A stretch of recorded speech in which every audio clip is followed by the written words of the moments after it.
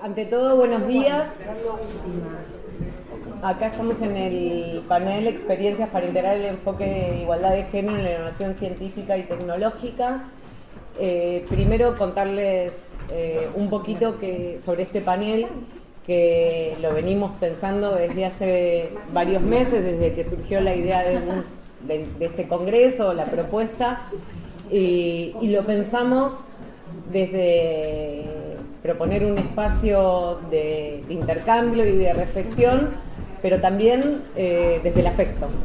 La cátedra lleva muchos años, ahora Gloria les va a contar un poco más sobre la Cátedra Regional UNESCO Mujer, Ciencia y Tecnología, que es el programa desde el cual estamos organizando este panel, y como les decía, lo pensamos desde la necesidad de tener un intercambio y una reflexión en torno a esta temática, y también desde el afecto, porque las tres personas que nos acompañan tienen que ver con la historia de la cátedra y lo que hemos hecho.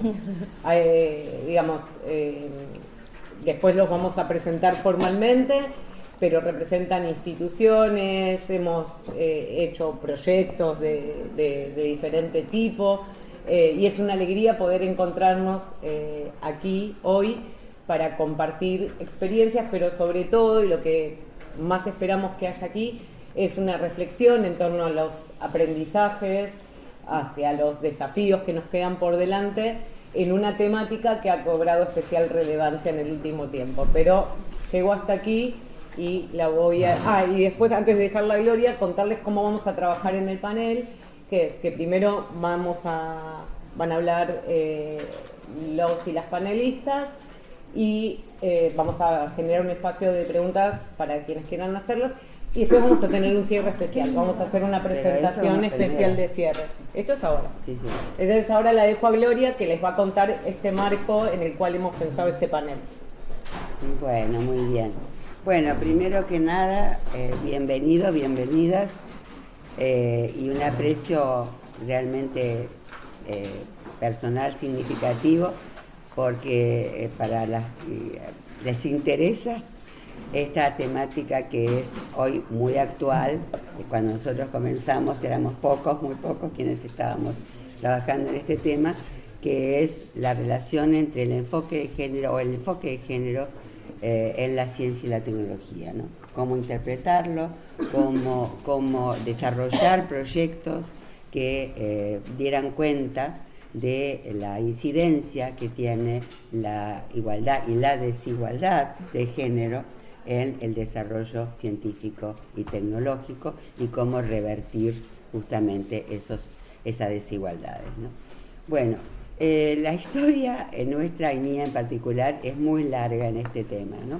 Recién le estaba comentando a mi colega de IDRC, que eso no lo tengo puesto acá porque que en realidad no recuerdo cuántos años hace, pero uno de los primeros proyectos que yo realicé antes de entrar a Flaxo, en realidad, mientras estaba en otra institución que habíamos creado nosotros, que era el Centro de Estudios de la Mujer, por los años 70, fue, en el 79, era un proyecto sobre cómo incorporar justamente este enfoque de género, en la enseñanza de la ciencia y la tecnología.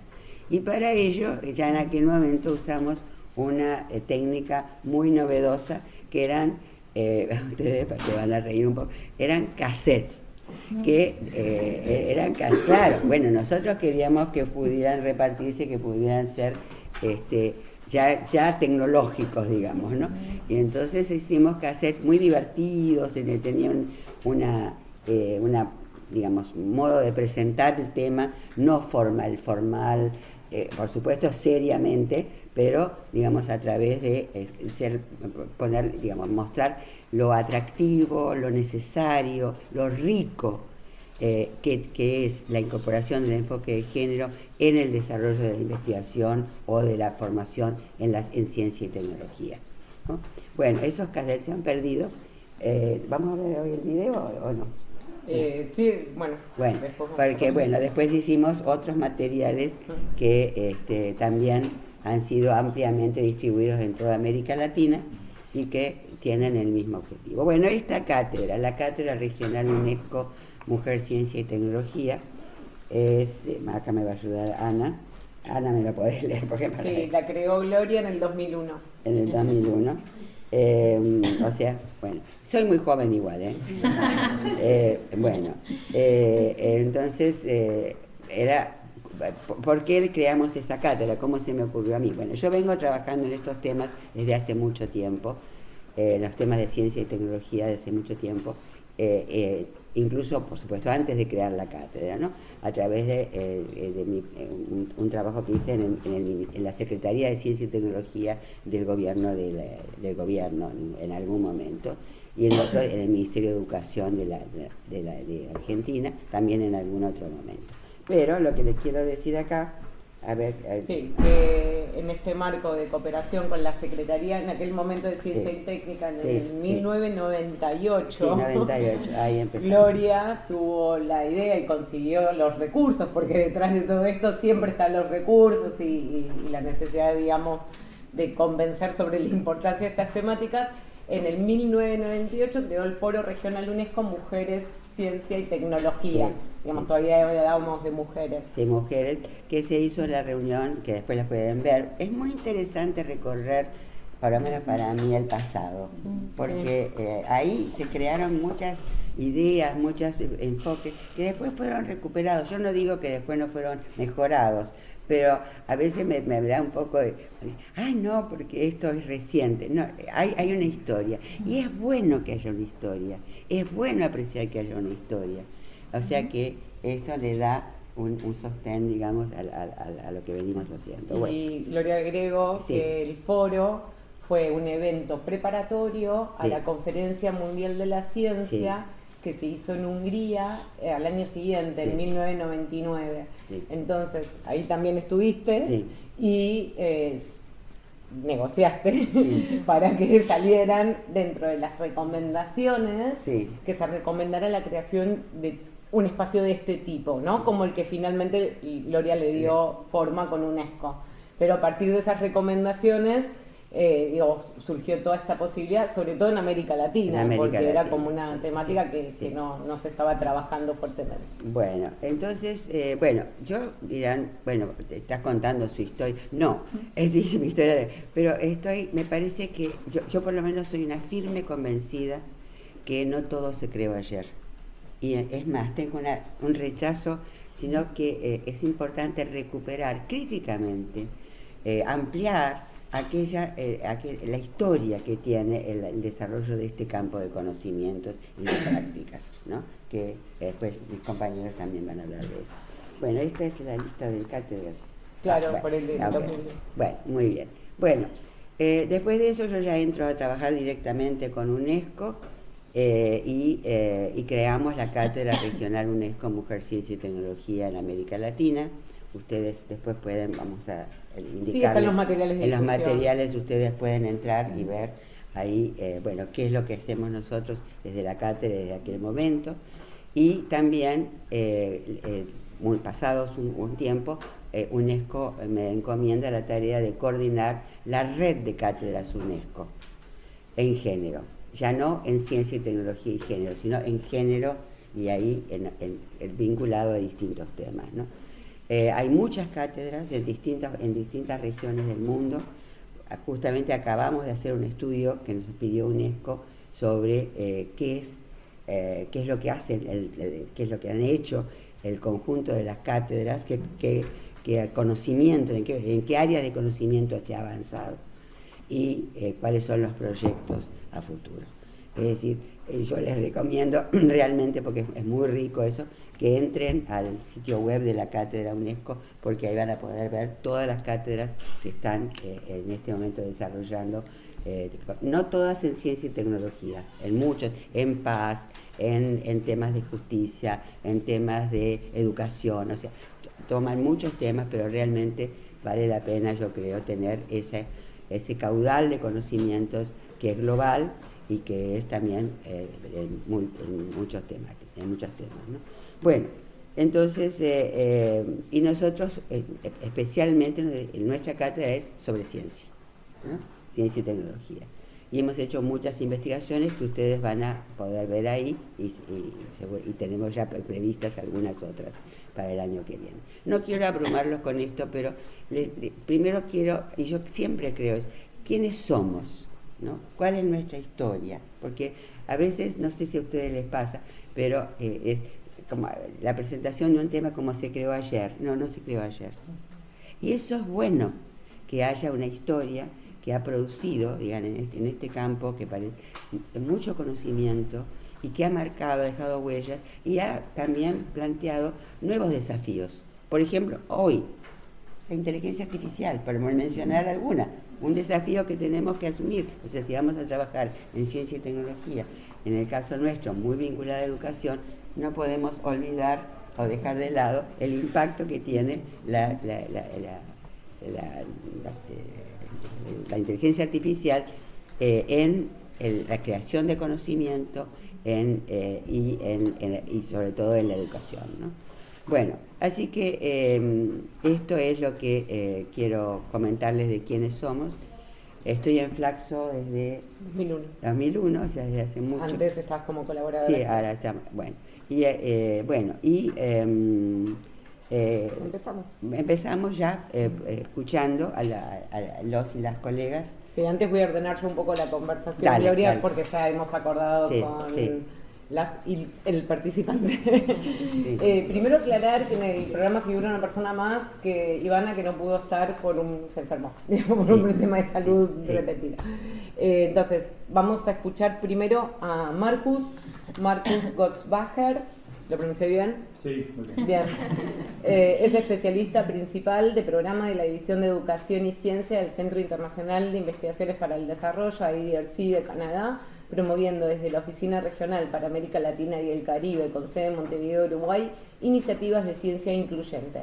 Además, es profesor de investigación adjunto del Instituto de Economía Política de la Universidad Carleton en Ottawa, Canadá. Así que escuchamos a Marcos. Bueno, muchas gracias, Gloria, por la invitación y también Ana por todo lo que has hecho también para hacer posible. Muchas gracias a ustedes también para compartir ese espacio. Gloria habla mucho de la historia y sobre todo también de esa importantísima cátedra. También allá sí tiene algo de historia, ya mencionaste un poco, creo que allá sí somos más de, no sé, 54 años, algo así, ¿no? Algo así.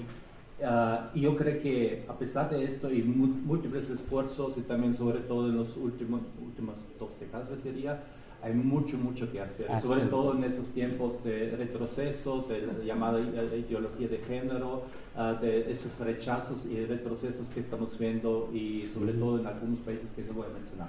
Sí. Entonces, yo creo que yo voy a dar simplemente una visión un poco más genérica y yo sé que ustedes son mucho más de los casos muy específicos, como ando más en ámbitos más genéricos. También quería mencionar solamente algunos datos que muestran la importancia de ese tema que sigue tan importante. Por ejemplo, puestos de liderazgo, pero los datos y todo eso tomo de varios proyectos de IDRC. Hacemos, por ejemplo, con los Research Councils, Grantee Councils en África, en 14 países, estamos promoviendo ese tema. También, por ejemplo, trabajamos en Bolivia, tenemos una Universidad Católica en Santa Cruz, un tema de STEM y mujeres indígenas. Por ejemplo, es sumamente importante con CIESAS también en Centroamérica y Belice, Guatemala, Costa Rica. Ahí trabajamos también educación superior y pueblos indígenas y sobre todo también mujeres otra vez. Entonces son varios, y hay muchos más. Y quiero decir que en nuestra página, y aquí tengo impreso algunos informes, van a encontrar esos análisis que digo de forma mucho más que se puede transmitir en algunos minutos. Y está justamente en esta semana en OVIAL, en la conferencia en Bogotá, estamos presentando un libro que mis colegas Hannah Whitehead y Matilda, ¿cómo se llama? A ver, Matilda Di Pieri están presentando eso. Sí, conocen a Matilda, que es de Argentina, y ahí se va a recopilar creo que de 20 proyectos, algo así, eso, y seguramente va a ser acceso abierto, y quiere decir que está saliendo ese libro. Yo no lo he visto, solamente la introducción, pero ahí pueden profundizar luego muchas de las cosas que estamos diciendo, ¿no? que estoy diciendo. Entonces, algunos solamente datos que llaman mucho la atención, por ejemplo, las mujeres ocupan menos del 15% de los puestos de liderazgo a nivel superior en las organizaciones STEM, ¿no? A pesar de esas décadas de esfuerzos, el nivel de liderazgo y los puestos ejecutivos es sumamente bajo, ¿no? En Europa, por ejemplo, las mujeres en STEM ganan en promedio un 20% menos. Es impresionante eso también, ¿no? Las mujeres tienen más probabilidades de abandonar las carreras STEM en los primeros 3 años en comparación con los hombres.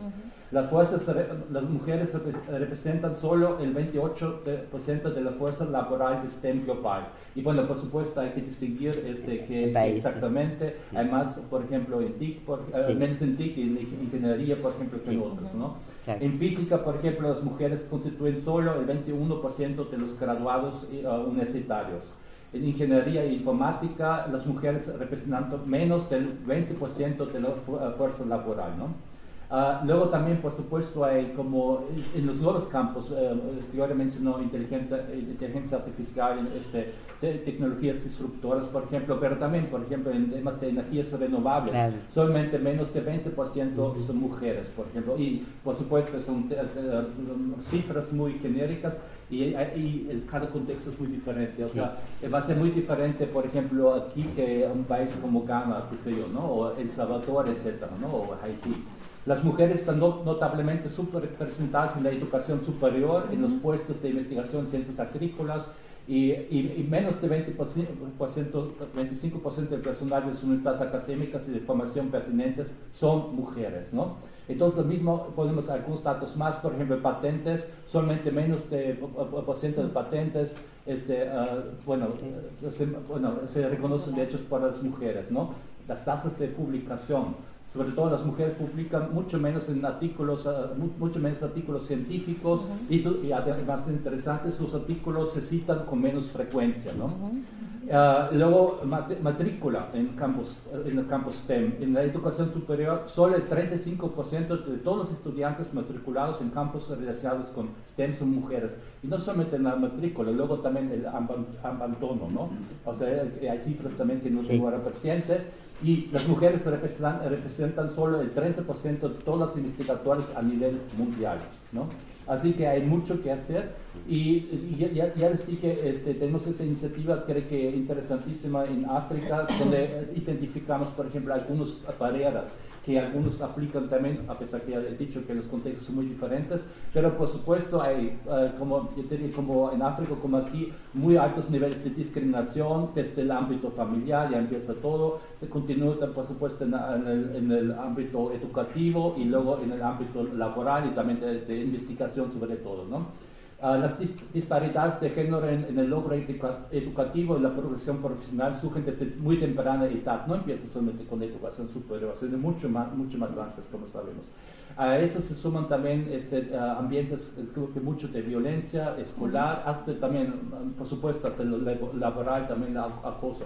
No, la carga invisible, no reconocida del cuidado. Es otro tema muy importante y ahí sí trabajamos mucho en ese tema, pero contribuye por supuesto a la marginación y por supuesto todo que tiene que ver con las normas socioculturales que asignan responsabilidades desproporcionadas relacionadas a los cuidados a las mujeres, ¿no? Y eso afecta su progreso profesional y también por supuesto es una tarea muy pendiente no se trata solamente de eliminar las barreras de la participación equitativa de las mujeres, sino también contribuir al cambio normativo y cultural, sobre todo también eso, sobre todo en los contextos de machismo patriarcales continúan, ¿no? Entonces, luego no voy a hablar ahora de temas como por ejemplo el embarazo de edad escolar, el matrimonio infantil, que en algunos países son sumamente importantes, que por supuesto tienen un impacto muy importante, el tema de la interseccionalidad, o sea, por ejemplo, muestra muy claramente el proyecto en Bolivia sobre mujeres indígenas, hay como la triple discriminación desde lo familiar, que son también mujeres indígenas, rurales, racismo, violencias de diversa índole, ¿no? Son muy importantes allí. Y luego yo creo que también que vemos que falta todavía mucho de datos. O sea, muchos países no ven eso de forma designada esos temas. Y sin datos no podemos hacer buenas políticas públicas, no tenemos suficiente evidencia. Yo creo que entonces tenemos que profundizar, continuar esas investigaciones, continuar de forma también comparativa, que sean comparables, y entrar en esos nuevos temas que ya mencionamos un poquito, ¿no? Bueno, hablé de estereotipos. Lo que pasa es que en esos informes y libros van a haber también recomendaciones en cuanto a políticas públicas, y también si hablamos de políticas públicas a nivel de las instituciones, por supuesto, también creo que en las universidades, por supuesto, el tema de las currícula, el tema de la matrícula, crear ambientes, a crear cómo podemos visibilizar mejor las importantísimas contribuciones de las mujeres científicas, sobre todo en las carreras STEM. Cómo podremos también crear más modelos también para seguir mujeres que han logrado, y creo que tenemos ejemplos aquí, vamos a escuchar, y yo creo que es sumamente importante, y otros temas más que se me escapan en ese momento, ¿no? Entonces, esos desafíos para él son principalmente, muchas veces también cultura, y también sector privado, ¿no? He mencionado el sector privado, por ejemplo, también. ¿Y por qué trabajamos con los consejos nacionales de investigación? Porque pensamos que tendría que tomar un rol de liderazgo en los temas mucho más pronunciado, mucho más importante, porque son entes gubernamentales que están conectados también con lo privado, con la investigación, con esas industrias, por ejemplo, y pueden empujar mucho más. Y una entrada de nosotros es con esos consejos nacionales de investigación, quería decir eso. Entonces, no sé cuántos minutos estoy ya. Tranquilo, estás bien.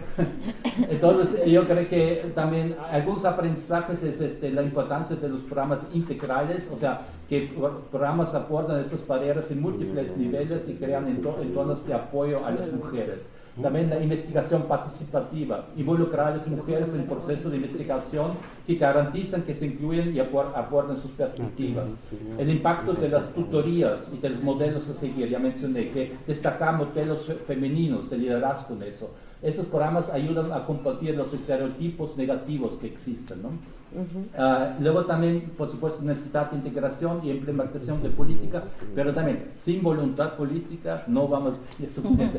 Y si tenemos las mejores políticas y luego no falta la implementación, faltan los recursos, tampoco no vamos, ya no vamos a lograr tampoco. ¿Sigo? Porque ya tenemos sí.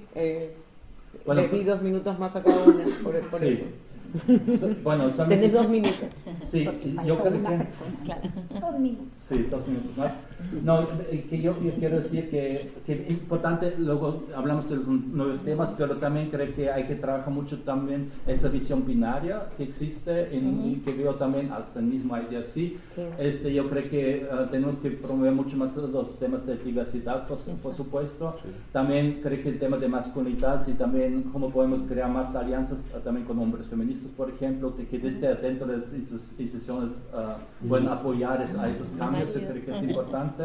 Y también vincular más que estamos viendo distintas experiencias desde el sur global. Muchos de esos estudios se refieren al norte, por ejemplo, pero yo creo que también necesitamos continuar hacia mucho más. Y luego también, por supuesto, la inteligencia artificial y las tecnologías disruptoras pueden ser como el peligro real de exacerbar las disparidades de género, pero también al mismo tiempo a lo mejor son oportunidades también.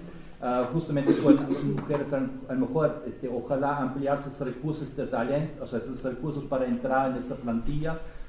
Y necesitamos más capacitación de mujeres en habilidades tecnológicas y por supuesto impulsar el liderazgo de mujeres en un futuro del trabajo con IA, ¿no? Con inteligencia artificial. Lo dejo un poco por aquí, no pude transmitir todo lo que quería, pero más o menos. Bueno, impecable con los tiempos. Bueno, antes de darle la palabra, quería decir una sola cosa. Bueno, comparto completamente tu diagnóstico de situación, pero solo quiero agregar, en este caso voy a usar un ejemplo nuestro, pero hay en muchos otros lados y seguramente acá más, que ya estamos haciendo. Sí. O sea, hay mucho para hacer, pero afortunadamente hemos luchado mucho y estamos haciendo. Nosotros, de hecho, en el marco de la UNESCO hemos desarrollado un programa para Centroamérica de formación de docentes sobre el enfoque, pero concreto, cómo incorporar el enfoque de igualdad de género en la enseñanza de la ciencia y tecnología. Y esto ha dado resultados muy interesantes. Obviamente es un piloto que habría que... Pero quiero decir esto es verdad, también hay que no inventar la pólvora. Hay muchas cosas que se están haciendo, seguramente muchos de ustedes también, y entonces creo que es el momento de ver qué sirvió, qué no sirvió y hacia dónde ir en un futuro. Bueno, ahí va. Bueno, sí, Gloria me da el pie para hacer dos presentaciones de Cambly, digamos, una informal y otra como la que estamos acostumbrados en los congresos. La informal quiere decir que yo hace 20 años que la conozco a Cambly, así que no quiero pensar cuántos años hace que la conoce Gloria. Digo, con Cambly tenemos una larga historia, y Cambly fue una de las participantes de este proyecto que está contando Gloria, que realizamos en Centroamérica, que fue organizado por UNESCO, en donde capacitamos a docentes de 8 países de Centroamérica, en donde les brindamos estrategias y recursos para integrar el enfoque de igualdad de género en el aprendizaje STEM. Y Cambly, fue parte de ese programa, además de un montón de otras investigaciones en las que también ha estado. Y Cambly siempre nos hace pensar y nos inspira. Digo, eso era lo que más me importaba decir de Cambly, y ahora voy a los datos de Cambly formales, porque también te tienen que conocer así. Cambly Camacho es ingeniera en computación del Instituto Tecnológico de Costa Rica y antropóloga de la Universidad de Costa Rica. Coordina la cooperativa Sulabatsu y desarrolla investigaciones sobre el papel de las TIC en los procesos de innovación de las organizaciones y empresas sociales de Centroamérica. Gracias. Te escuchamos, Cambly. Bueno, primero que todo, mil gracias. Yo estoy aquí por los afectos, la verdad. Esa es la motivación por la que estoy aquí. Quiero mucho a la Cátedra UNESCO, hace mucho tiempo que hacemos cosas juntas. Y bueno, y ahora también quiero a Marcus. Porque muchas las queremos. Sí, porque estamos trabajando juntos y juntas también con Marcus. Entonces, bueno, quería decirles eso, agradezco mucho el salón lleno, de verdad, creo que tenemos mucho que hacer. Yo quería decir que el 80-20, como le digo yo, o sea, esa proporción de 20% mujeres, 80% varones en la ciencia, la tecnología, la innovación, es una flecha que no se mueve hace muchos años. El 80-20 no se mueve, y a pesar de todo lo que hacemos, como dice Gloria, todo lo que hacemos, me incluyo porque he dedicado 20 años de mi vida a esto, a pesar de lo que hacemos, el 80-20 no se ha movido. Entonces nos toca pensar por qué, y para pensar por qué tenemos que ir con las chicas que están viviendo cada segundo en la ciencia, la tecnología, la innovación, a preguntar por qué es que eso no se mueve, por qué no se mueve el 80-20. Entonces quería empezar por ahí. A mí tengo solo 10 minutos, ahora 12 porque no vino alguien más, eso me alegra mucho. Y estuve pensando mucho qué plantear en 10 minutos. Voy a tomar un ejemplo, una cosa de un ejemplo, ¿de acuerdo? Que creo que nos puede ayudar, y después pues lo conversamos un poquito. Yo quiero hablarles de un proyecto en el que estoy involucrada en estos momentos con el Consejo Superior Universitario de Centroamérica, el SUCA. Es apoyado también por IDRC este proyecto. Este proyecto que es un proyecto de 5 años, vamos por la mitad, y es un proyecto sobre innovación, pero sobre innovación inclusiva, ¿de acuerdo? Es un proyecto que tiene la obligación, digamos, de la colaboración, porque todas las propuestas deben integrar 3 países de la región centroamericana, ¿de acuerdo? Y deben también integrar la academia con las organizaciones en los territorios, ¿sí? Y además, mi papel específicamente es incorporar el enfoque de equidad de género en este proyecto de innovación. Entonces, a este proyecto le llamamos Innovación Inclusiva con enfoque en equidad de género en Centroamérica. ¿sí? Inclusive nos referimos a la integración de los territorios, a la integración de las organizaciones territoriales en la construcción de la innovación que se requiere en Centroamérica. Y con equidad de género, pues nos referimos a cómo hacer innovación con equidad de género en la región centroamericana. Las preguntas son, ¿qué significa hacer innovación en el contexto de la región centroamericana? ¿Cuál innovación se requiere para Centroamérica? Tengo que decir que hay una instancia que se llama COMCA, que es el Consejo de las Ministras de la Mujer de Centroamérica, que le ha definido al SUCA, escuchen esto, por múltiples razones, que cuando hablemos de género vamos a hablar de mujeres, ¿ok? Entonces eso permea este proyecto también, ¿ok? Las ministras de la mujer tomaron esa decisión y la SUCA cuando habla de género habla de mujeres, ¿ok? Entonces quería decirles eso porque entonces estoy en ese marco, ¿verdad? Me muevo en ese marco. Queremos averiguar qué significa innovación conectada con los territorios. Y en ese sentido, ayer o antier salió un informe de la OCDE que nos dice que la ciencia, la tecnología y la innovación tendrá en los próximos años un enfoque hacia la securitización.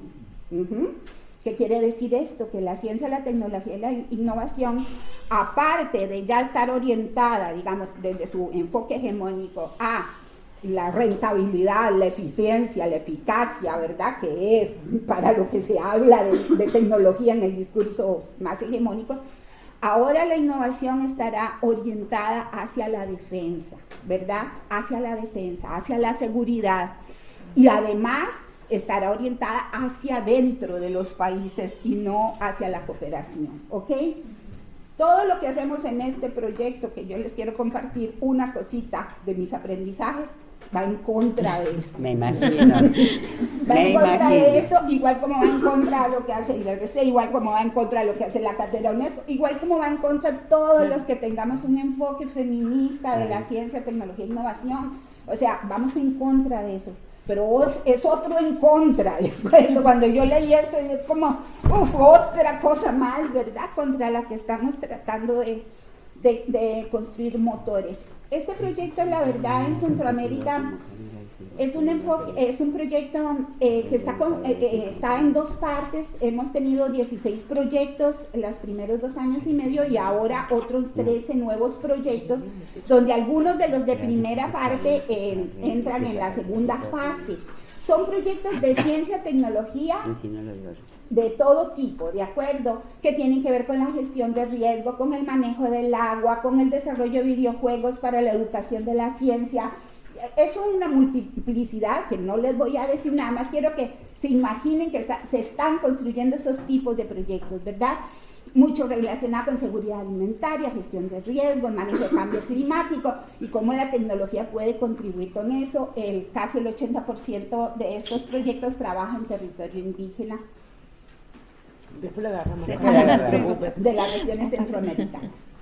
Entonces yo solo les voy a compartir una cosa, porque no puedo más, ¿ok? Es, digamos, cómo hemos ido evolucionando en 3 aspectos. ¿Qué significa incorporar el enfoque de equidad de género en la innovación? Cuando yo empecé con este proyecto y empecé a hablarle a los equipos, bueno, hay que incorporar la equidad de género, tuve que recurrir al tema que IDRC era obligatorio incluir la equidad de género en la CTI por el proyecto, ¿verdad?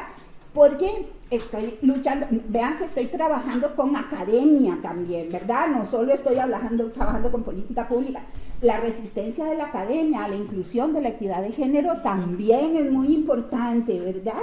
Entonces, el primer año, lo que fueron haciendo los proyectos es trabajar con el paso, lo que yo llamo el paso número 1, que son los números, ¿sí?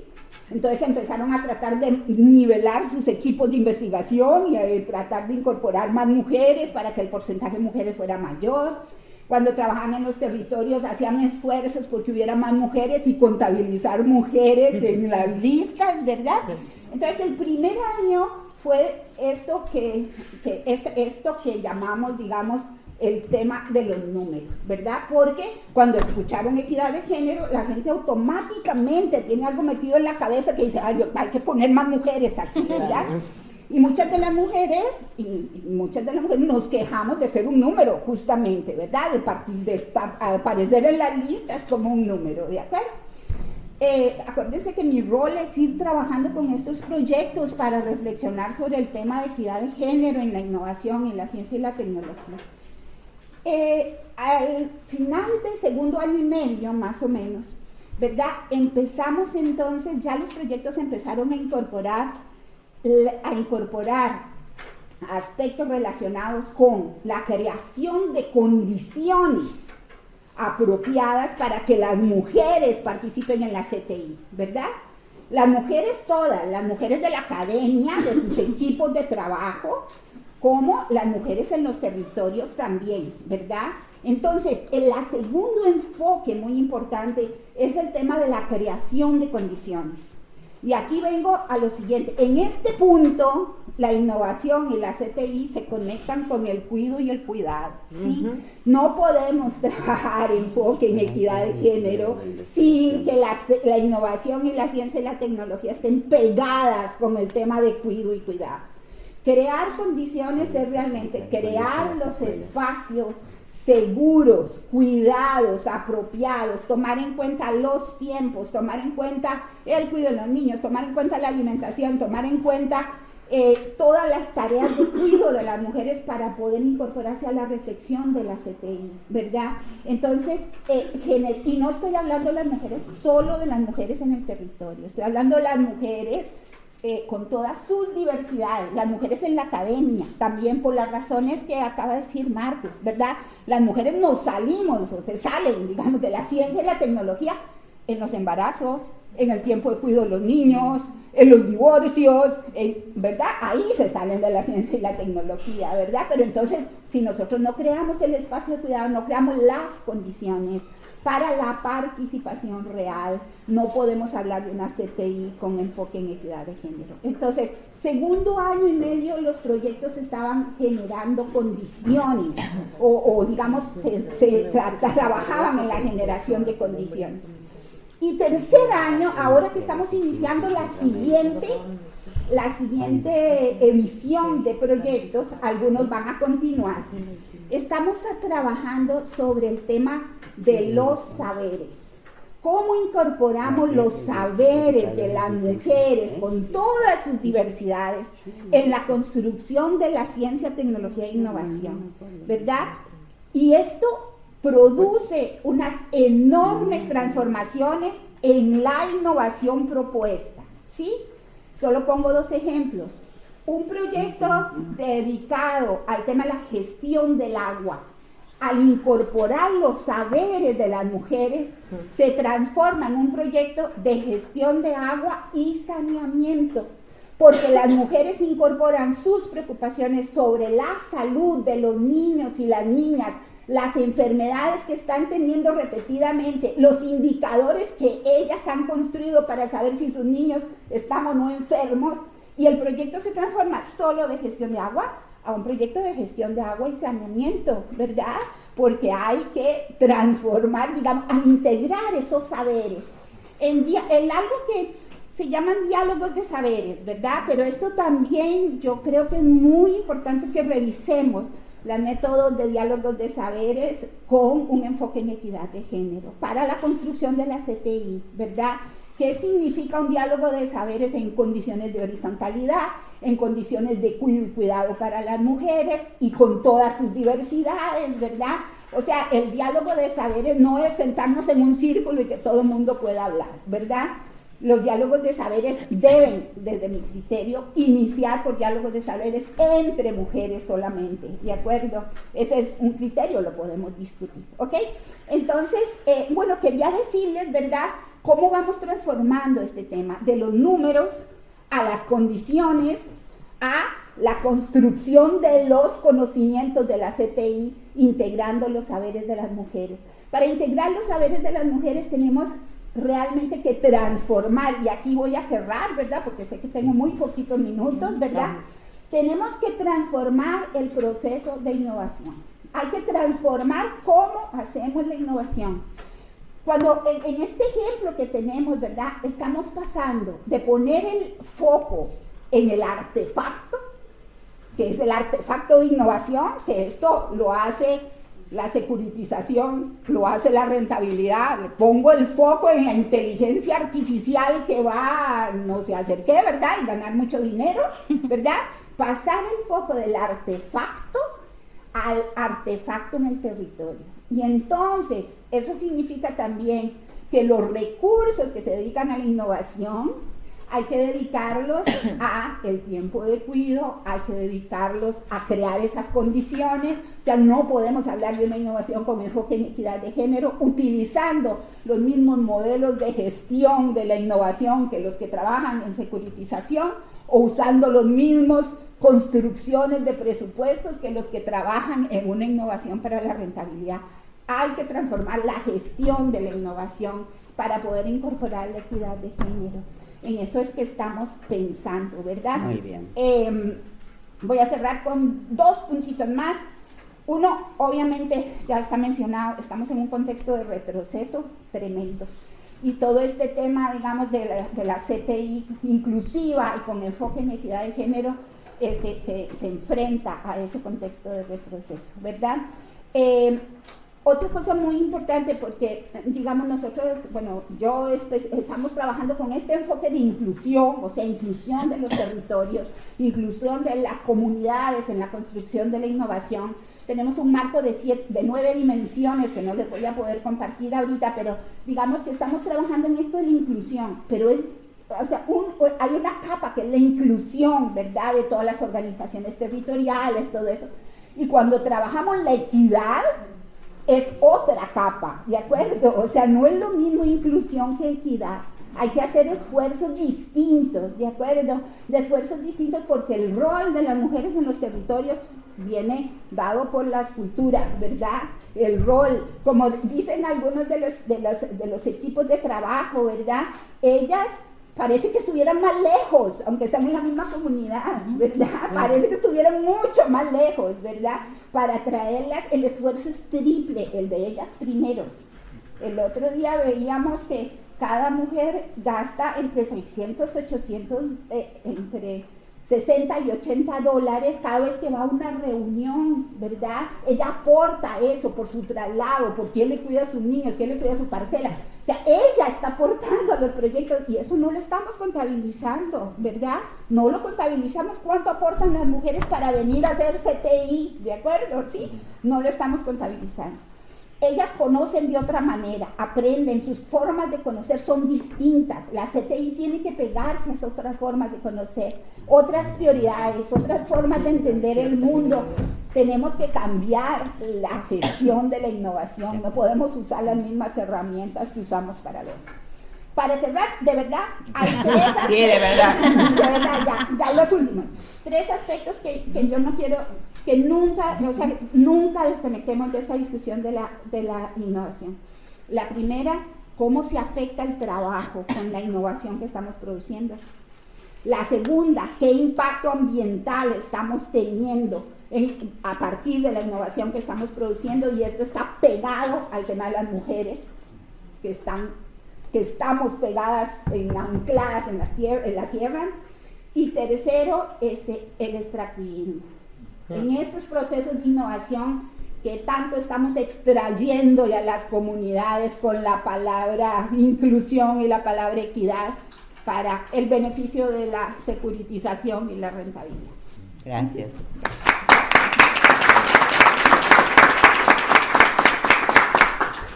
Muchas gracias, Kemli. Gracias.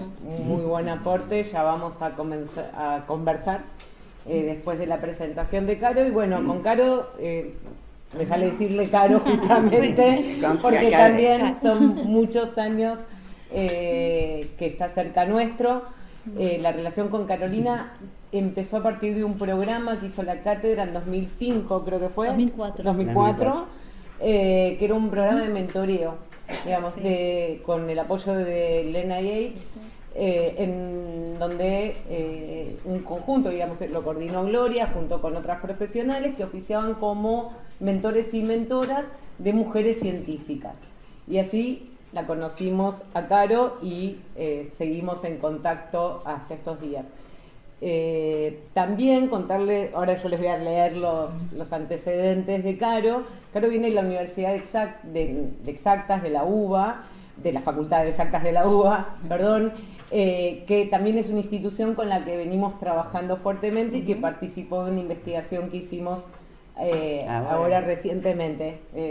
Después de la intervención de Caro les voy a contar un poquito, pero prefiero que ahora la escuchemos a ella, que nos va a hablar ya desde otro lugar, ¿no? Sí.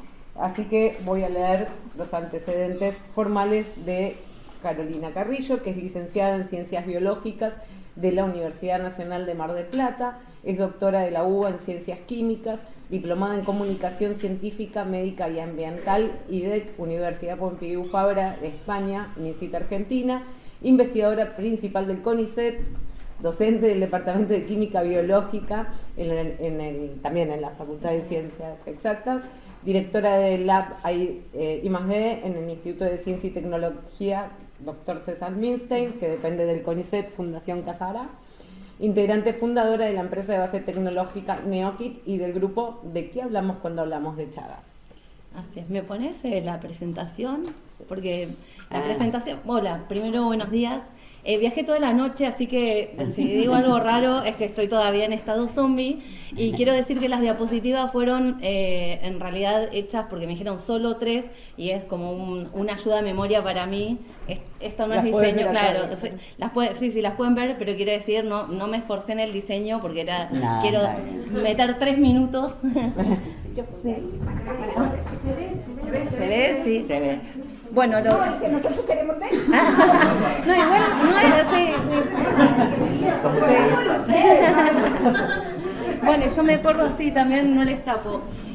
Bueno, lo primero que yo quería... lo veo acá. Sí, lo que quería hacer era agradecerles esta invitación. Realmente para mí es un gusto estar acá. Y me parece que está bien señalar que ya recién tuvimos como el teórico y ahora vamos a tener el trabajo práctico y yo soy el objeto de estudio. Dicho eso, bueno, lo que les quería compartir era un poco eso, la experiencia en primera persona de mi carrera. Y me gustó ponerle el título de la incomodidad de las ciencias biomédicas a la necesidad de innovar. Y bueno, les quería contar un poco esto, ¿no? Desde muy pequeña yo tuve mucha pasión por el conocimiento y por la creatividad. Y en mi casa fui muy alentada para eso. Y también tuve como mucha inclinación por el deseo de un mundo mejor, ¿no? En ese contexto las ciencias biomédicas parecían como un entorno oportuno para, con creatividad y conocimiento, aportar a un mundo mejor. Y desde ahí empiezo mi relato. En términos de contexto personal, mi papá era científico y era profesor universitario, cualquier Edipo no resuelto es casualidad, y mi mamá era ama de casa, hubiera querido ser profesora de matemática, y en esas épocas y en ese entorno social al que ella pertenecía estaba mal visto que las mujeres estudiaran. Entonces, un poco justamente por la pasión que tenía mi papá con las ciencias biomédicas y con la pasión que tenía mi mamá porque yo pudiera hacer aquello que ella no pudo, bueno, así, con esa mochila, con esa responsabilidad, fui largada al mundo. Y dentro también del contexto personal, quiero contar que mi familia constituida, tengo una pareja hace 30 años y el secreto fue también, yo en ese momento no sabía que era un contrato feminista, nosotros nos conocimos de mochileros en el Camino del Inca en Perú. En ese momento, en el Camino del Inca, todos somos iguales, porque no hay una chica con taquitos ni un muchacho caballero, estamos todos a 4.500 metros sobre el nivel del mar, portando nuestras mochilas, encargándonos de nuestra alimentación, de nuestro cuidado, de nuestro hábitat, con la carpa y etcétera, ¿no? Entonces así nos conocimos y eso fue, me parece, la clave para que después nuestra vida fuera en esos términos. Cuando en algún momento él empezó a balbucear algo que ya no se parecía a una amistad, yo le dije, espérate, si vamos a hacer un contrato, poco romántico pero efectivo, voy a agrandar la letra chica va a ser grande, así como tuvimos una experiencia de amistad de mochileros donde todo era equitativo. En mi vida pienso con quien sea compartirla de ese modo. Él lo pensó un rato.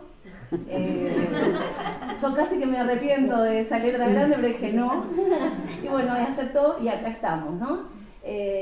Quiero decir también que ese acuerdo es sostenido cada día. Él pone voluntad, pero también el entorno social una y otra vez nos corre del marco. Porque cuando finalmente decidimos tener hijos, tengo 2 varones, también estoy rodeada, 2 varones deconstruidos, de 17 y 21 años, y también la sociedad los coloca en un lugar donde cada día tenemos que hacer no, parar, ¿sabes qué? La mesa la levantás vos, ¿no? ¿Quién estás esperando que la levante, no? Y esto me parece importante porque era un poco lo que recién decía Kemli, cómo un entorno social condiciona más allá de lo que del trato que uno tiene, ¿no? Y de la buena voluntad y la persistencia y de la testarudes. Y bueno, y en el contexto de ciencia y técnica, hoy también, como decía Marcus, los números siguen permaneciendo igual. Yo traje como 2 ejemplos, uno desde el punto de vista internacional. En los últimos 10 años, estoy hablando de este milenio, no del milenio pasado, elegí el Premio Nobel de Química y el de Medicina porque son los que se relacionan a mi formación. Fíjense, en el de Química un 16% de mujeres en estos 10 últimos años y en Medicina un 10%. ¿No? Entonces cuando decimos no, la cuestión de género ya no acontece porque la academia, como decía Kemli, se resiste a reconocer que hay sesgos y que las mujeres vamos perdiéndonos por el camino. Y como somos académicos y nos gustan los números, perdón, y nos gustan los números, bueno, acá los números hablan por sí solos. Y en términos de Argentina, lo mismo. En CONICET somos investigadoras mayoritariamente de mujeres y tenemos en la categoría inicial, que es la categoría de investigadora o investigadora asistente, 60% mujeres y 0,01% otros. Fue de todos estos datos el único lugar donde había un otro, ¿no? Esto de considerar las diversidades de género.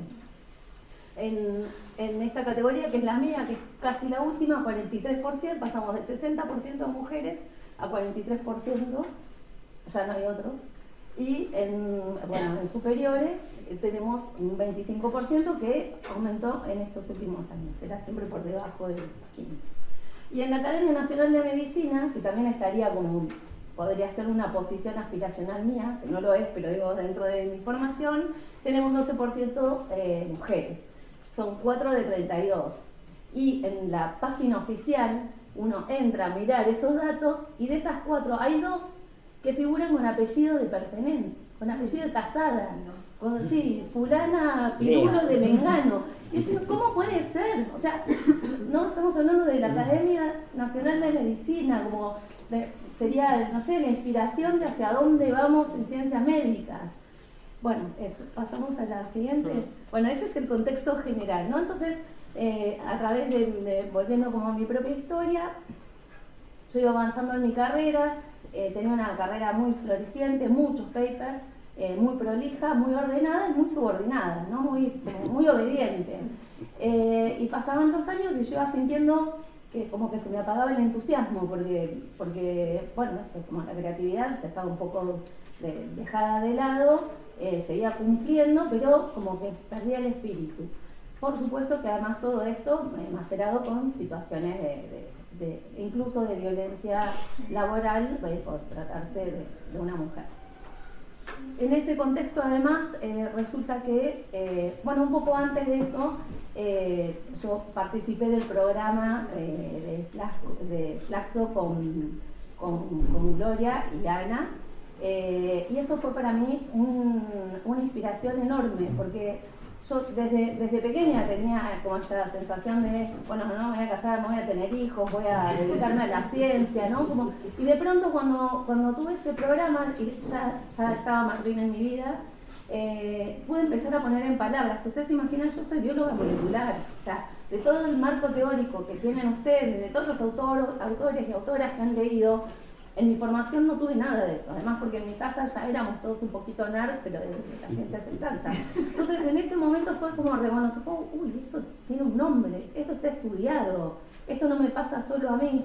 Era un programa de mentoría. Claro, entonces, exacto, fue todo un programa de capacitación y mentoría. La tuve a Gloria, que me organizó un par de ideas. No, pero me sirvió un montón. Yo en ese momento acababa de ser madre por primera vez y pensar estratégicamente en mi carrera fue lo que salvó mi carrera.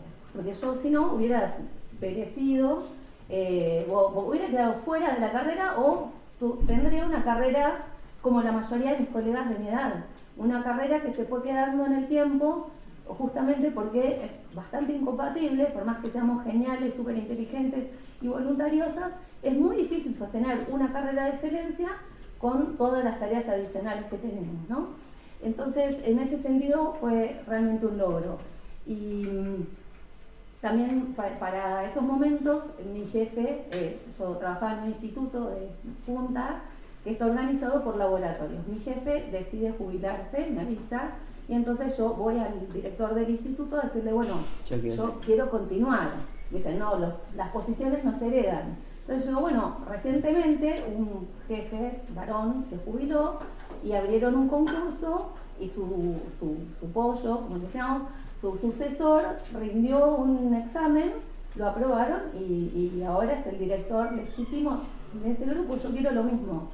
En ese contexto empecé a recibir varias frases célebres, voy a decir 2 o 3. Una es, en este instituto hacemos ciencia del primer mundo y vos hacés Chagas, que es del tercer mundo. Chagas, les quiero decir que es un problema globalizado, ya no solo rural, sino también urbano, y esta persona, este varón, no, se ve que no está enterada, ¿no? Otra de las frases fue, con hijos la ciencia no progresa. Sí, y otra de las frases, yo trabajaba dentro del Chagas con unas moléculas específicas que se llaman poliaminas, y su frase matadora fue, no discutas más porque las poliaminas no le excitan a nadie, ¿no? Bueno, en ese contexto también surge una propuesta del Ministerio de Ciencia de la Nación, que bien tener un Ministerio de Ciencia, Tecnología e Innovación en un país que tiene políticas claras, sacó una propuesta de subsidios para proyectos que dieran soluciones contundentes a problemas reales, ¿no? Y una de las líneas era resolver el problema del diagnóstico de Chagas MBS, porque ustedes saben que el Chagas se puede diagnosticar fácil, pero en estado crónico, y el tratamiento sirve para estados tempranos. Entonces, detectar en los bebés es clave porque ellos tienen casi el 100% de cura, y justamente no están las herramientas. Entonces, bueno, yo junté como todo eso y dije, bueno, es el momento de correrme de la clásica academia de escribir papers y arrojarme a esta aventura, ¿no? de innovar, porque era un programa de innovación, de innovar en el tema, innovar en el cómo e innovar en la trayectoria. Bueno, ya los papers no van a ser mi prioridad va a ser resolver un problema real, que al fin y al cabo yo elegí estudiar ciencia biomédica para eso, para hacer algo, una contribución real al mundo y no mi currículum. Y bueno, y ahí me arrojé. Ahí todavía insistí con este instituto porque me daban muchísimo dinero, y ahí también por esta necesidad de quieranme, valórenme, soy buena, miren, me están dando todo este dinero, y ahí fue como el remate final en donde la humillación fue absoluta y me dijeron, bien, bueno, está bien, como tu lugar de trabajo legal por CONICET es acá, vas a tener que pagar un overhead, es un porcentaje de los subsidios que siempre se aporta, pero además, como vos no te ganaste legítimamente el lugar de directora, vas a tener que pagar un alquiler. O sea, me estaban cobrando 2 veces por lo mismo. Y la verdad es que yo dije, espera, me parece que no estoy entendiendo. Una persona que me conocía hacía 18 años, ¿no? Consulté a ver si estaba entendiendo, me dijo que sí, y ese fue el instante en el que yo me di cuenta que eso era maltrato. Me costó un montón, porque es la meca de la ciencia y empecé desde pequeña ahí, pero ya como fue, bueno, tuvo que ser así de contundente para darme cuenta que eso era maltrato y que yo valía un poco más que eso. Y me fui a otro instituto, conseguí lugar, me salió ese subsidio, fue un mega subsidio, se obtuvieron 3 mega subsidios de esos, fueron 2 varones muy famosos y el tercero fui yo, que alguien dijo, ay, sos como la Cenicienta. Dije, sí, claro, porque llegué ahí, nadie sabía quién era, y dije, sí, pero soy la Cenicienta que no soy bonita, soy inteligente. Sí, y aunque pasen las 12 no me voy a convertir en calabaza. Y bueno, y desde ahí entonces empecé una doble vida, porque sostuve mi investigación básica y realicé este trabajo de innovación. Como tuvo mucho éxito toda nuestra experiencia molecular, lo planteamos como una plataforma y la repetimos para distintos patógenos, además de para el Trypanosoma cruzi. Y bueno, y este desarrollo empezó en el 2011 y acaba de ser aprobado el kit para bebés. Fíjense los años que nos llevó.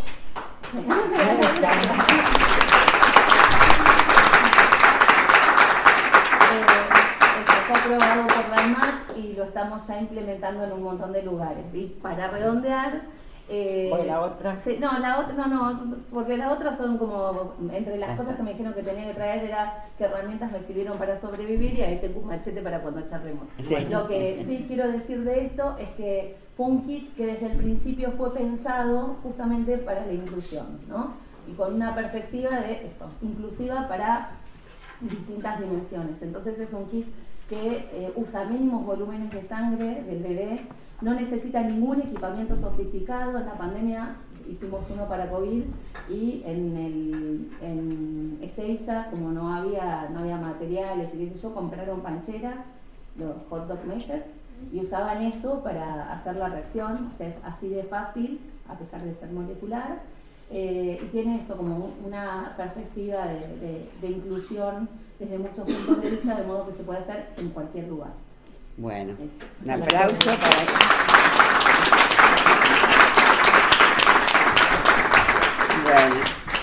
Bueno, yo quisiera decir algo. ¿Quieren volver?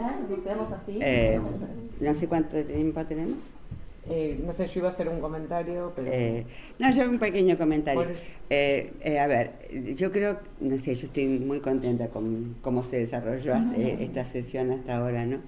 Y quería solamente agregar algo. Bueno, evidentemente es importantísimo conocer los problemas, ¿no? Conocer, como usted definió al principio, bueno, ¿dónde estamos? ¿Qué pasa? La cantidad de mujeres, ¿por qué no llegan? ¿Quiénes son las que llegan? ¿A dónde llegan? ¿Cómo son tratadas? ¿Qué renuncias tienen que hacer? ¿Qué negociaciones? Conocer los problemas y profundamente es evidentemente por donde empezamos todos, ¿no? En cualquiera de las áreas, ¿no? Y como científicos más aún, ¿no? Tener la data, los datos y saber por dónde pasan las cuestiones. Después, cómo resolverlos, o sea, cómo afrontarlos y cómo resolverlos. Y no quería dejar de mencionar, porque me olvidé al principio, de un proyecto en el cual participó Cambly, y no solamente una vez, sino 2, y que es un proyecto que hicimos también con el apoyo de UNESCO, que es una formación de docentes de escuelas secundarias y directores de escuelas secundarias y también miembros de los ministerios de ciencia y tecnología, de educación y de ciencia y tecnología, para tratar todos estos temas, o sea, entrar por la educación, ¿no? Entonces tenemos estos problemas, bueno, muy bien, vamos a trabajar con ellos, ver qué quiere decir, por qué existen estas desigualdades, qué es lo que las empuja y cómo revertirlas en lo posible en este caso dentro de la educación. Y se creó a partir de eso no sé si todavía está, porque eso hace unos cuantos años, pero estuvo activa mucho tiempo, una red de educadores para una educación, creo que era no sexista, se llamaba, en Centroamérica. Así que esa fue una experiencia concreta de que sí se puede, ¿no? Así que bueno, quería dejar de mencionar. Algo habíamos comentado antes, Gloria ahora lo amplió.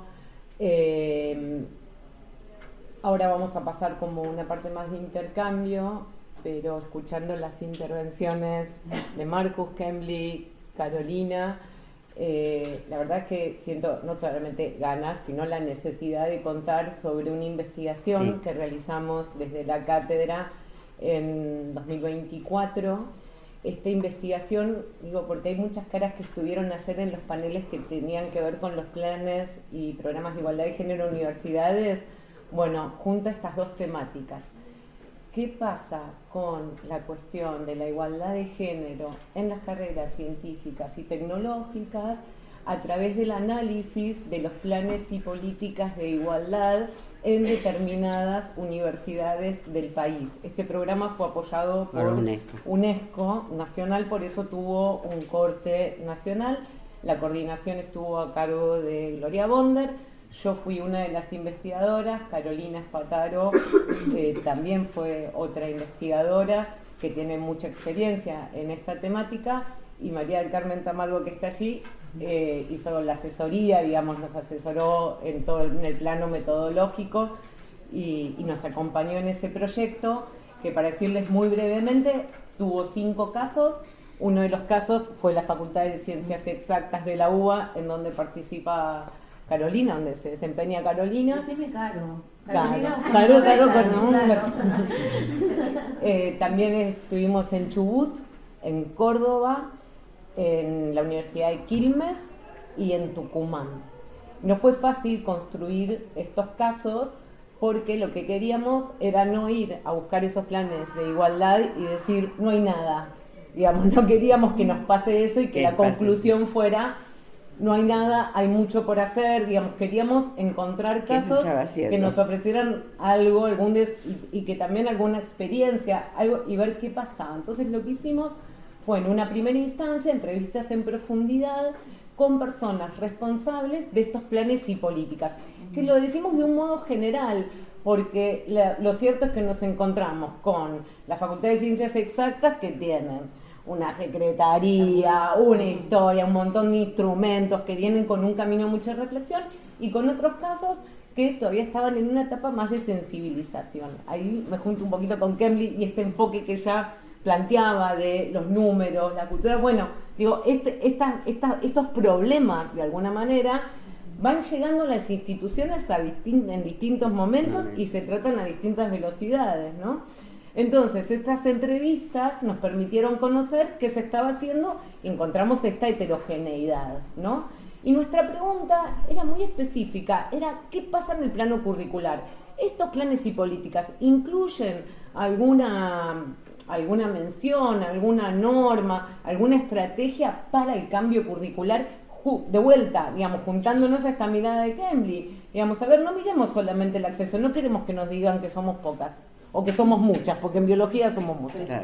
Digo, no queremos que nos digan eso. Tenemos ¿no? para subir. Digo, ¿qué pasaba? Entonces, quisimos ir a ver qué pasaba con el cambio curricular. En estas entrevistas lo que surgen es esta disparidad, por ejemplo, y también reflexiones como, por ejemplo, en la Universidad de Quilmes, que nos dijo, no, nosotros no avanzamos en el cambio curricular porque sabemos que no es el momento. Y eran estas cosas que nos hacían pensar, bueno, ¿qué pasa? ¿Por qué no es el momento en esa institución?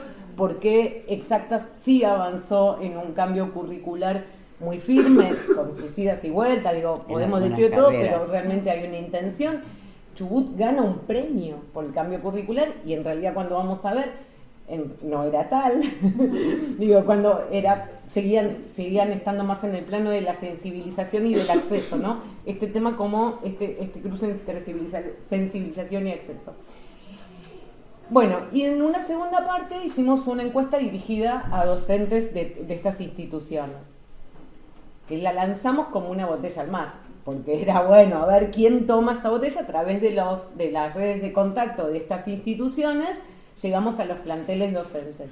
Nos encontramos que la encuesta fue respondida. Nosotros decíamos, me acuerdo con María, si tenemos 80 más o menos, estamos 300. Sí, o sea, y lo que empezamos a ver, cuando empezamos a ver los primeros datos, que éramos les convencidos. Digamos, como que, pero que, yo sin embargo, ahí estaba. Sí, vos contestás y si no.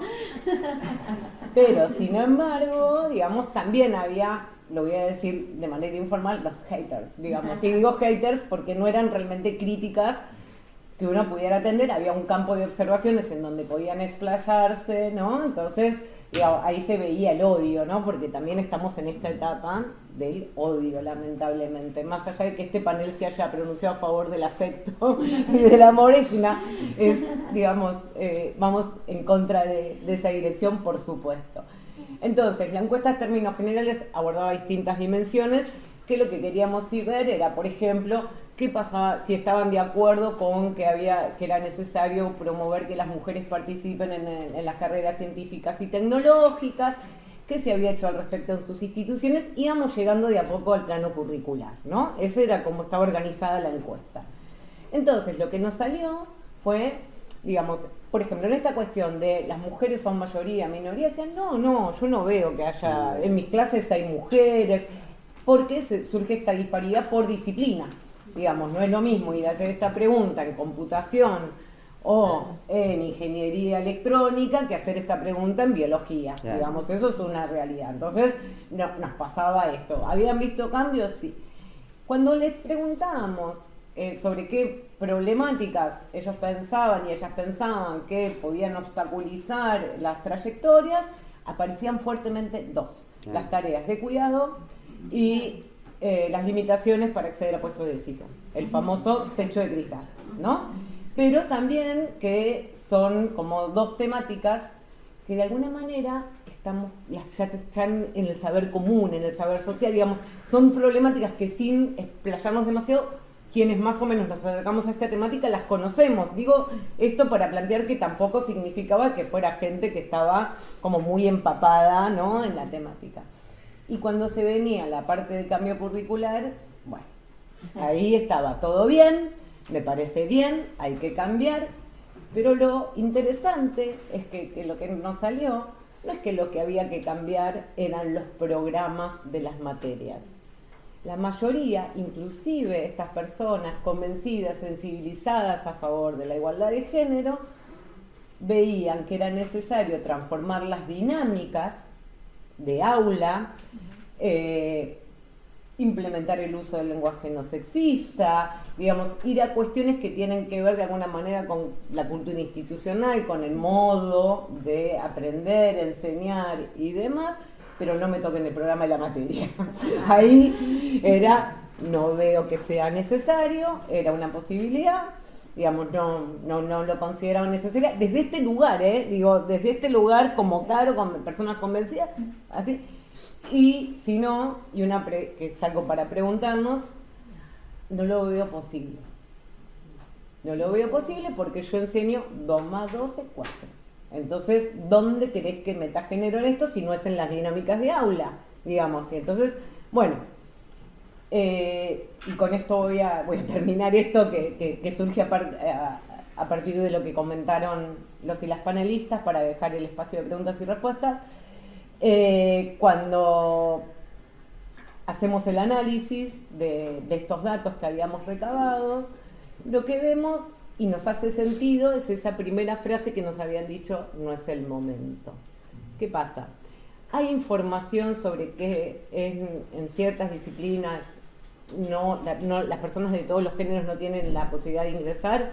Sí, hay información, lo sabemos.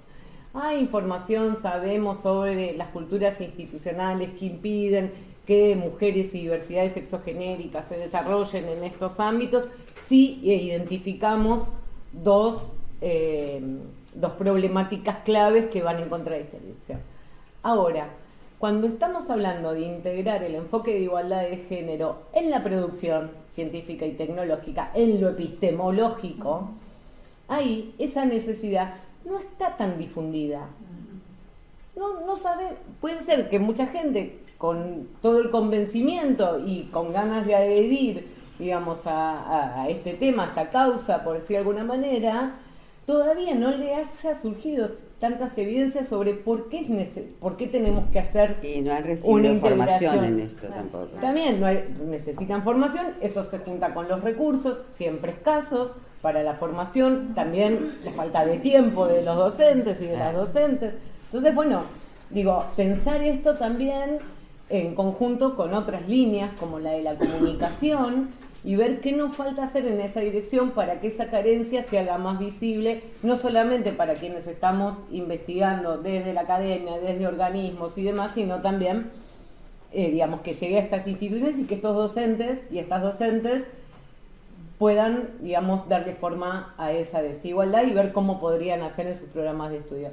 Sin duda sigue siendo, digamos, un cuello de botella. Digamos, hemos avanzado. Hemos avanzado, pero bueno, contarles brevemente, yo que fui manejando los tiempos, quedan 10 minutos. Yo lo que les pido disculpas por esto, por haberme tomado estos minutos. Abro el espacio de preguntas y preguntas, pero también voy a cortar en algún momento porque para cerrarles queremos presentar algo, ¿sí? Así que si alguien quiere preguntar. Yo quiero hacer un comentario, digámoslo así, como propuesta también. Muy bien. Y es, yo vengo pues, de Colombia, vengo trabajando desde el año 2016 con comunidades indígenas, particularmente desde el cafetero. Empecé mirando el tema de condiciones de acceso a derechos fundamentales. Siempre he estado muy alejada del discurso feminista, de género, de colonial. He estado como muy al margen de ese discurso, pero escuchándolo les agradezco mucho, me encantó las presentaciones, lo que puedo hacer me encantó, la experiencia compartida de Karen, muy bella, uno se identifica mucho con varias cosas. Y frente a los datos, quería darles unos datos dentro de las comunidades. Yo he venido trabajando con la comunidad en Vera Chamí y en Vera Catío. Son es un gran pueblo étnico que tiene como dos características que los hacen chamí o catío. Los catíos son nómadas, los chamí ya son de la montaña, ellos se siembran y demás. Por las condiciones de mi país, por las condiciones de conflicto, pues los catío han venido siendo desplazados constantemente y pues ya están como mezclados. Los catío tienen lengua, los chamí no tanto. Y ellos están empezando a hacer un ejercicio de recuperación de prácticas ancestrales, particularmente los catío que perdieron su lengua, y entre esas otras prácticas. Y construyeron hace ya 12 años en el eje cafetero una escuela de medicina tradicional.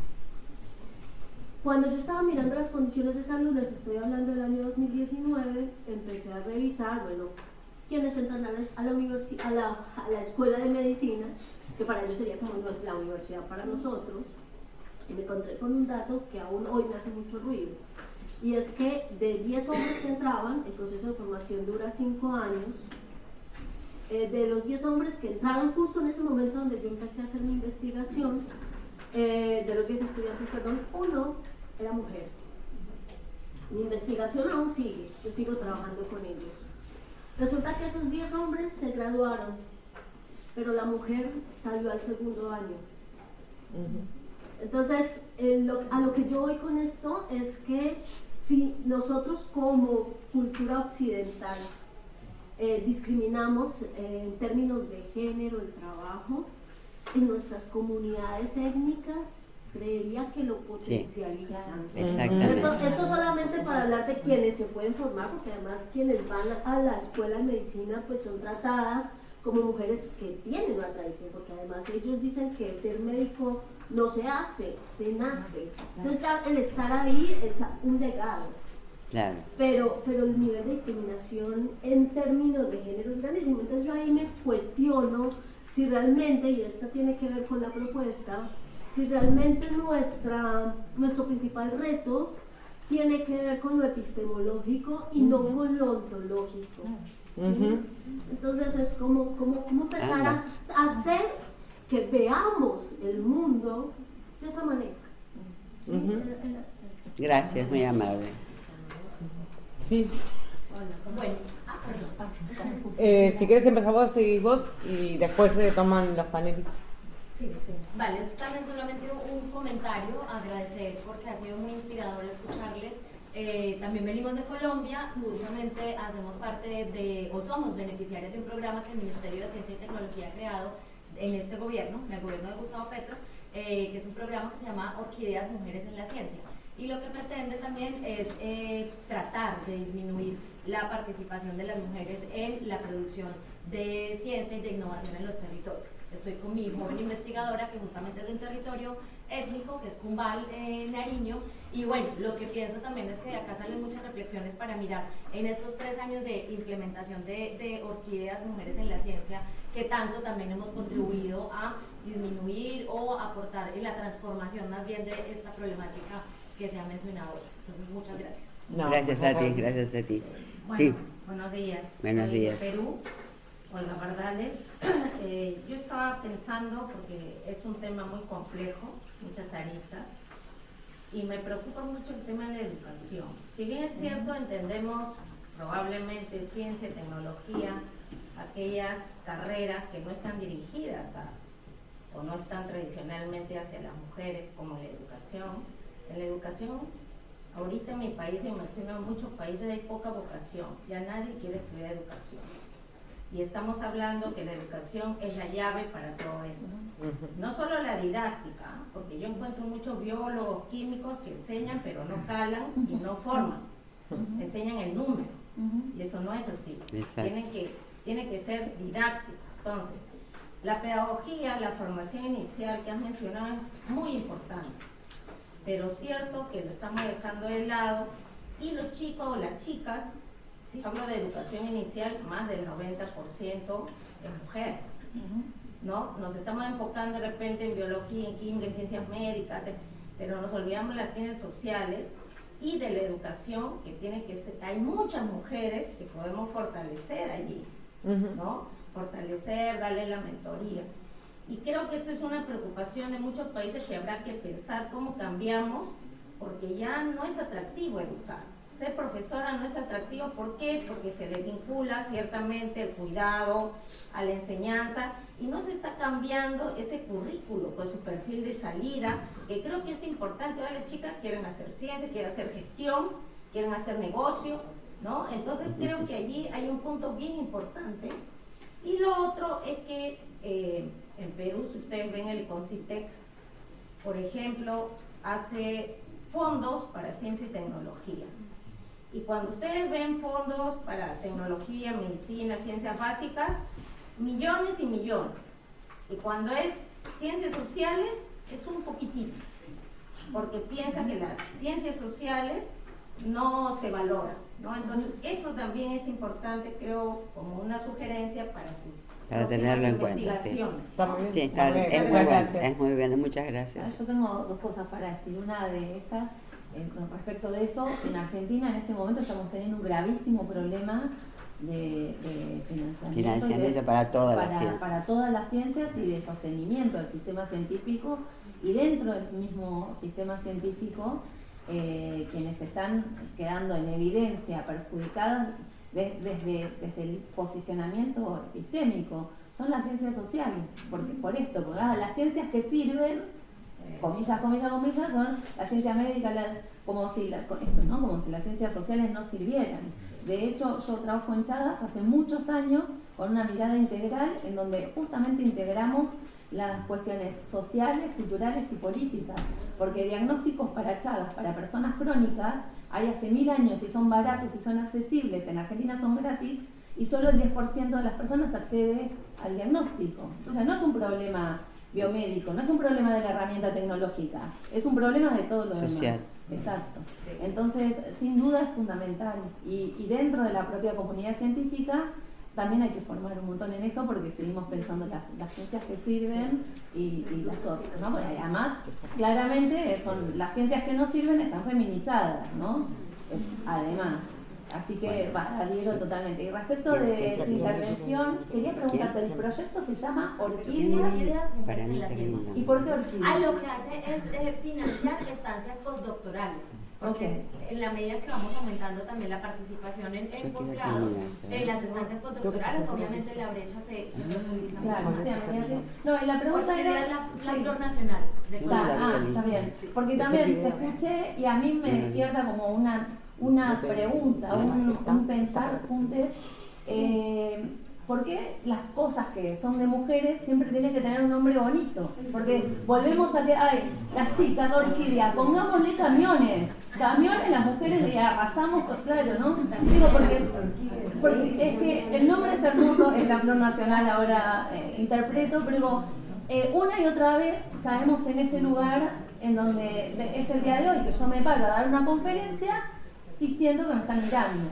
Y sé que si estoy prolija, si estoy bien, si no se me desabrochó el botón, si no. Y un tipo se para con la panza al aire y no le importa nada, porque nadie lo mira al tipo, escuchan a ver qué dicen. Entonces, desde la propia construcción que hacemos, me parece que también hay que ser estratégicas de orquídeas, son hermosas, pero llamemos orquídeas un programa de varones que se arrepientan. Eso, claro. Perdón, porque tenemos que ordenar las cosas los tiempos. Kemli quería hacer una intervención corta, pero me gustaría escuchar más de... No, que no podemos, no tenemos tiempo. Entonces estamos cerrando. Estamos cerrando. Sí. Sí, estamos cerrando. Después se quedan afuera conversando. Yo solo voy a decir de verdad puntualísimo. El tema de las mujeres en territorios originarios, yo estoy de acuerdo contigo, o sea, lo que hay que romper ahí, digamos, con ellas, ¿verdad? Es muy importante. Nada más quiero mencionar eso porque solo quiero mencionar algo. Nosotros venimos haciendo estudios del trabajo con mujeres dentro del sector tecnológico, del sector digital. Y bueno, está todo el tema de feminización del trabajo, es algo muy interesante, ¿verdad? A medida que se va desarrollando la ciencia de datos, la ciberseguridad, la inteligencia artificial, los varones se van ubicando en estos campos y las mujeres se quedan en revisión de calidad, en todo lo que es, digamos, dentro de la escala de valor del sector digital. Las mujeres se quedan en la parte baja, siempre. Y hay dos motivos, y me relaciona un poco con lo que decía Caro. Hay dos cosas que hemos ido identificando con ellas. La primera es la desvalorización del conocimiento y los saberes de las mujeres. Y todas las dinámicas de desvalorización del conocimiento y los saberes en un campo, ¿verdad?, profesional que es sobre el conocimiento.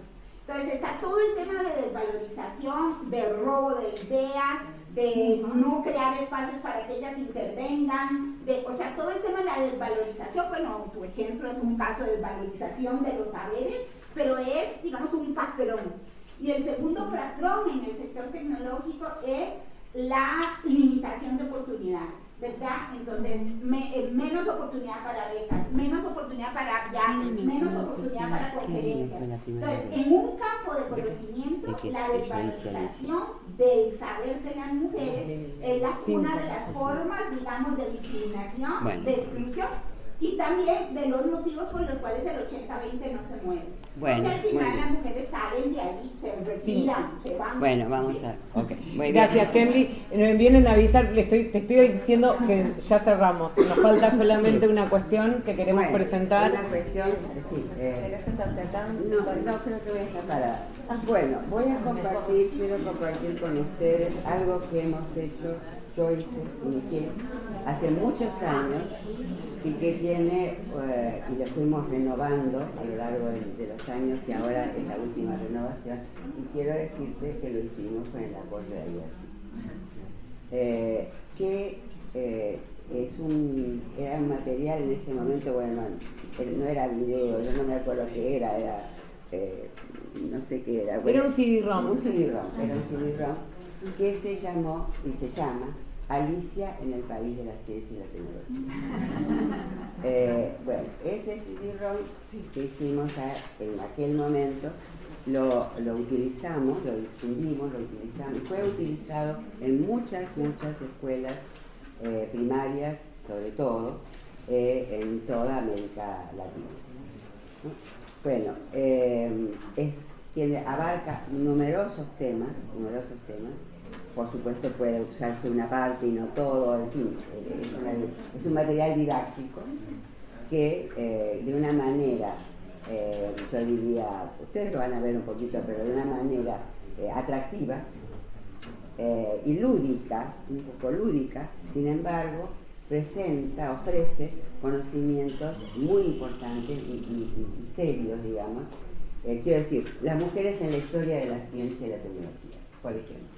Es decir, la finalidad era y es de todo esto que estuvimos hablando, despertar la conciencia o el conocimiento por parte de distintos sectores docentes, de los propios estudiantes, acerca de la discriminación de género existente de una manera lúdica, de una manera grata, de una manera divertida, y que en ese sentido favorece la incorporación de esta temática dentro de la práctica educativa usual, ¿no?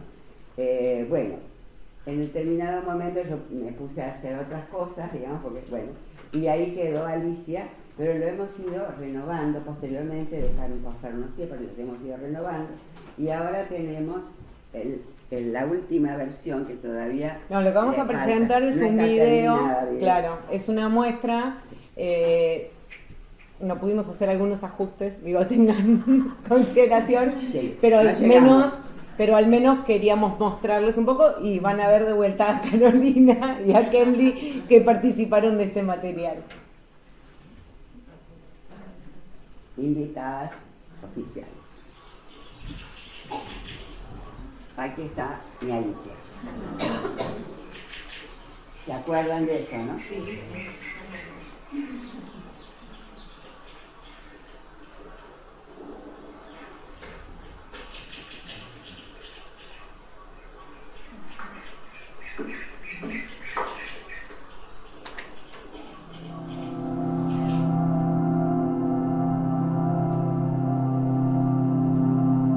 ¿Qué camino debo tomar? ¿Qué camino debo tomar? ¿Qué camino debo tomar? Muchas jóvenes se hacen esta pregunta cuando deben elegir una especialización en el último ciclo de la educación secundaria o cuando deciden una carrera universitaria que marcará el rumbo de su vida profesional.